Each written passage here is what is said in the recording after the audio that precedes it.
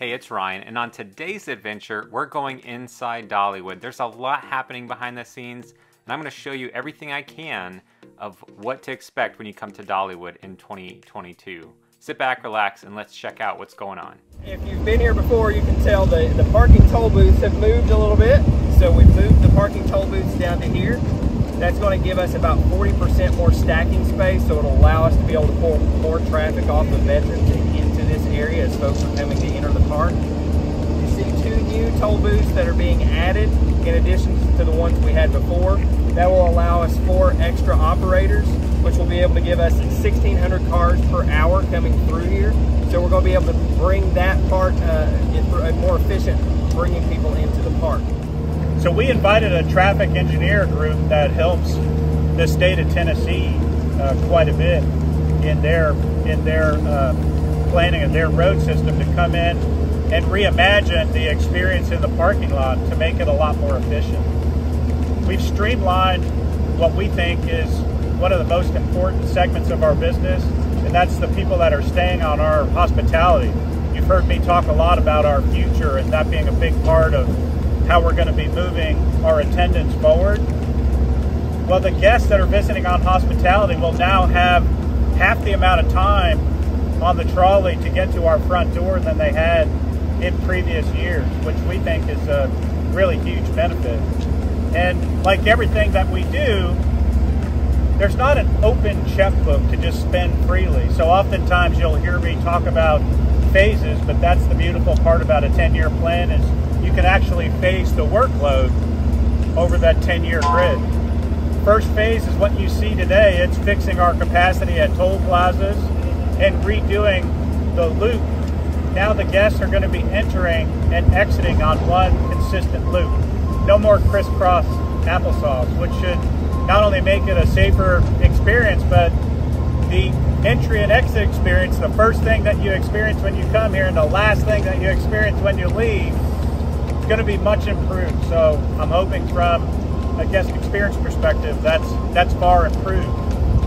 Then Pete's going to add a lot more attendance to the bucket, so we have to be ready with additional parking.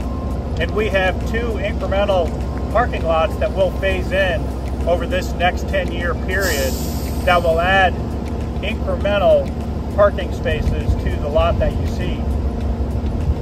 We're now one complex in everything that we do.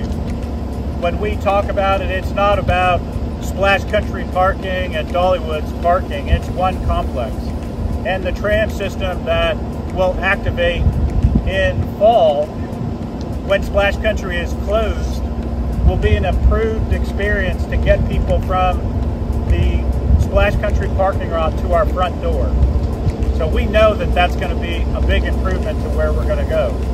And Wes and I kind of thought we'd do a wave, but you can't fix the front door of Toll Plaza and not be prepared to handle what's coming down the wave, right? Because when it crashes on the beach at our ticket windows, we have to really be ready to handle the speed at which people are going to be arriving at the front door. So we're really excited to be installing a new security system at our front door. The company's called Evolve. You probably would recognize Evolve being used in the NFL. So the Titans use this security system. You know how big of a stadium the Titans play in. They have 17 Evolve security systems to handle the entire stadium inbound traffic when people show up to the front door. It's incredible. What I like most about it, it's really smooth. No more unloading your pockets, unloading book bags, taking stuff out of the stroller if you're a parent. It's no more of that. You cruise right through. We tested it in December last year, and in one unit we had over 3,200 people pass through safely. That equaled the capacity that we had on all security system lanes operating at Dollywood before we made that transition. That's a game changer for us in terms of getting into the park because we think it'll add incremental value to our guests that are visiting. It's all about what they observed and how we can make their experience better. because, as Eugene said, we're welcoming more and more guests. When we were standing at Splash Country, he said last year was a record year for Dollywood. So if you put that in kind of context, we added Wildwood Grove in 19. That was a record year and a record attendance year. In 2020, we were attendance restricted because of COVID. We still made money. We were one of a handful of theme park complexes around the country that actually made money in 2020. In 2021, we were very successful. We set a record for what we were able to do to serve our guests in 2021, and we looked at that as a visioning to where we could be at the end of 10 years. And removing those hassles and the potholes that we have that our guests identified to us is very important, vitally important to us having a great guest experience. We went from the parking lot and headed on into Dollywood further. You can actually see the new tram stop here that they're working on. So that should be up and running when the park opens back up officially March 12th. As we came in, we got a tour, and the first stop on our tour was to the new Emporium, so you can listen to some of the changes that you'll see next time you come here. And you think about the number of people that visit Dollywood Parks Resorts, they all exit through this space. So this has been reimagined to make the shopping experience a lot better. All new floor fixtures and a whole new wall fixture assembly. More points of sale being added in a bank queue style location so that we'll be able to, at our busiest time, serve you faster. We also have added several mobile checkout sites that we'll be able to plug in on some of the walls. As we reach our Easter Sunday days and our really peak days, we're trying to make it more convenient to be able to serve the guests that want to buy. Huge photography that will be iconic along the old wall system that we've renovated. So I'm really excited about what this looks like. You're staring at 13,000 square feet of new tile that has been laid on the floor. And I think it really makes it a beautiful place. And there's an iconic butterfly element that will be added to the ceiling. And I'm sure that it's going to be Instagrammable for a lot of visitors that come into this space. So after checking out the Emporium, we were invited to come over to the Front Porch Cafe where Dollywood generously provided us lunch. We were able to test out some of the new things that are going to be at the Flower and Food Festival, and I must say there were some really neat things to try, from this seafood mac and cheese to this Cuban sandwich that was my favorite, and I'm pretty picky about my Cubans, but this mojo sauce that came with it that you can dip it, oh, it was really good. It was also really neat to listen to the culinary experts on staff share how they put time and attention to making excellent Dollywood food. We also got to listen to somebody share about upcoming festivals. I'll let you listen in on that. We just feel like every season here in the Smokies gives our guests a brand new reason to celebrate and to come into Dollywood at various times of the year. It gives us an opportunity to invite everyone out in multiple times throughout the year. So one of the things I'm really stoked about talking about today is our Flower and Food Festival. As Aaron and Wes talked earlier, it really debuted last year and had raving reviews. As you know, the food, you've got to taste some of that, and it's excellent, and that team just keeps outdoing themselves each time. But we thought it's time for that festival to expand its footprint inside the park. And so this year, we're thrilled to say, this Flower and Food Festival extends up into Craftsman's Valley. So we will have 3 brand new mosaic culture pieces. And so if you were here last year, you may have experienced, they're like larger than life topiary type plant material that is kind of grown into a structure. And you'll see this guy here, he will be in front of our church. He's a giant peacock, and he's totally made of plant material that's clad onto a steel structure. So in addition to the peacock, we'll have a big mallard duck, and we'll also have a beekeeper with 5 honeybees going around them. There's a lot of popularity about the health benefits and the fun and delicious works that can be done with honey, and so we're celebrating that with a brand new mosaic culture piece. Also, we have a brand new outdoor show called Bloom, and it is a sway pole act. And you may, if you've been coming to Dollywood for a number of years, you may have experienced a different sway pole act with our groups that come to us from Australia. And this will happen over in Adventures in Imagination, totally outside show. It's very engaging and immersive. They, these sway pole artists are a bit comical, and they interact with our guests very well. And so we're thrilled to have them back for a brand new show called Bloom, tying directly into our Flower Food Festival. And then lastly, we are working on a brand new concept with a company out of Montreal, Canada called Moment Factory to bring you Dolly's Butterfly Garden. And what this is a digital butterfly garden that's fully immersive and interactive. So I won't tell you much more about it than that, because you really have to be a part of it and experience it live to really understand. But you will be engaging with butterflies in a new attraction called Dolly's Butterfly Garden, only here during Flower and Food Festival currently. And then, of course, all the garden-inspired trees that Aaron talked to you about, and award-winning now we can say. So that kind of rounds out what's new for our Flower Food Festival. And I'll rush through this because I know we don't have a ton of time, but very new for this year is Smoky Mountain Summer Celebration. We wanted to find a way for guests to come out in the heat of summer and still have an incredibly fun time with their family. We're doing this in a way that brings summertime activities to life in a huge way inside the park. So if you imagine yourself on a summer road trip, we are going to take you on a visual and experiential summer road trip.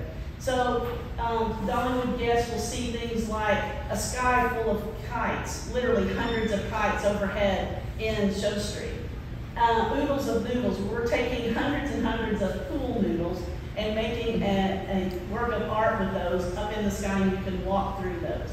We'll have America's largest bubble foam pit for kids of all ages, I'll say, can go in and play in this bubble foam that is just building up taller than they are. So it'll be a real fun experience. In the Market Square area, you're kind of seeing a rendering of it here. You're seeing the kite sky, and then this is a fountain made of water hoses.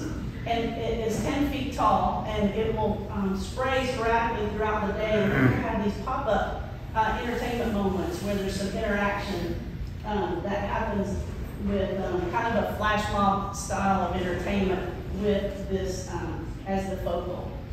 And then lastly, there, as one of these road trip features, we have a fire hydrant over in Jukebox Junction that may or may not spray intermittently and get you wet throughout the day. And we think there's an opportunity for guests to play and have fun and get wet a little bit if the kids want to, a fun way to cool them off.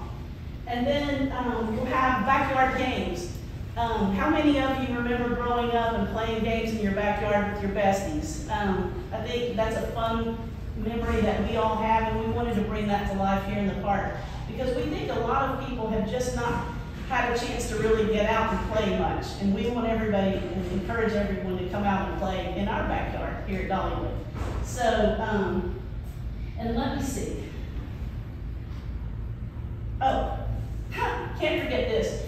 I don't know how many of you experienced the drone show last year. So we had a new production last year called Sweet Summer Nights. It started with a fabulous, fun dance party that kind of segued the guest daytime experience into the night because it stays daylight for a long time in our summers here, so we had to find a way to keep the guests interested, and so we had this fun dance party and then a huge drone light show in the air. And you're seeing an image here beside me of, this is 500 drones in the sky. And so this is a totally custom show that we built.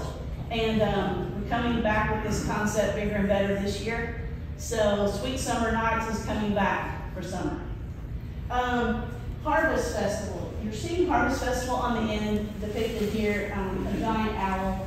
And as you know, a huge feature of Harvest Festival is Great Pumpkin Luminites. This year, Great Pumpkin Luminites will deliver a brand new area called Boot Owl Hollow. And stay tuned for more information on that, but it's all about owls. We will have over 500 owls in this area made of pumpkins of all sizes. So I think, yes, of all ages, again, we'll very much enjoy that. It's a brand new approach and something we haven't really done before with Great Pumpkin Luminites. So we're eager to have you come out and see that. And then, as you know, our Christmas, nothing's bigger and more fun and warm than a Dollywood Christmas. So Smoky Mountain Christmas this year, we really believe we will have 30% more lights. All of our garlands and wreaths were lit. We were speaking with our president last year, and he said, man, what can we do? We're winning awards. We have America's Best Christmas event.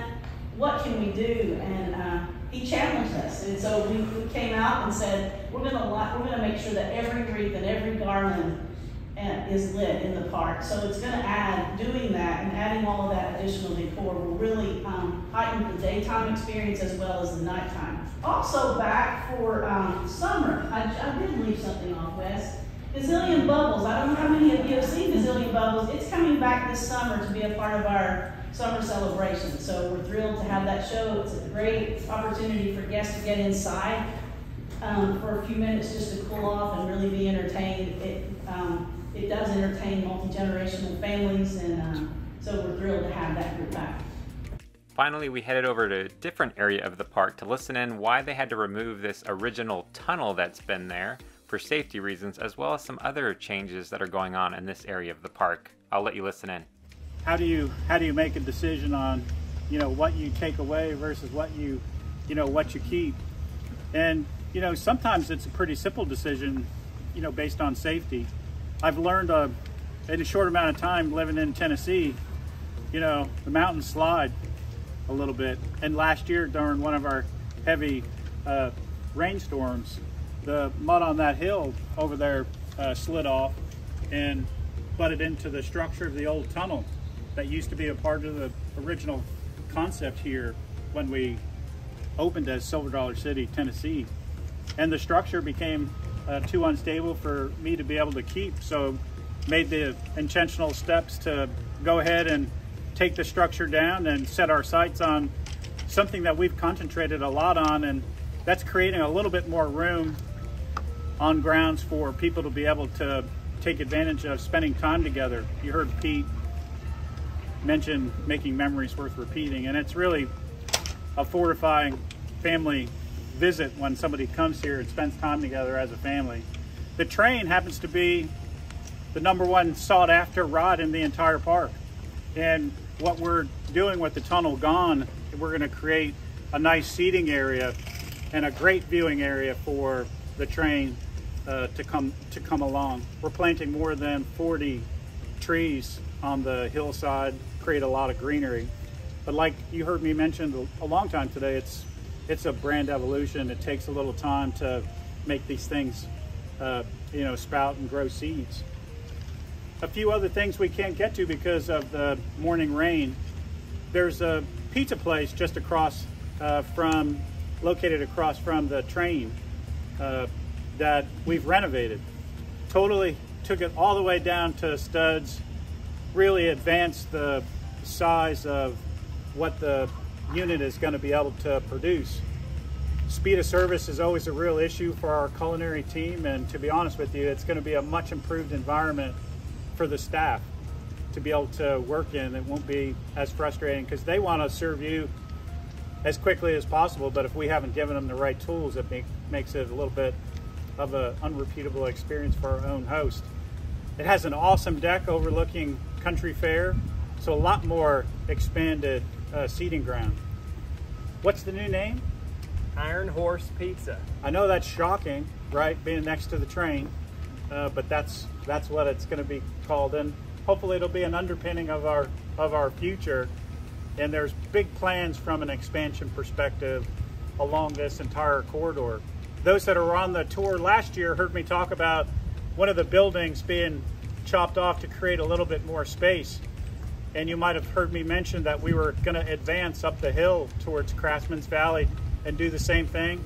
And we've done that. So when you come back to the park and see us on opening day, you'll be able to see that we've advanced our path widening up Craftsman's Valley.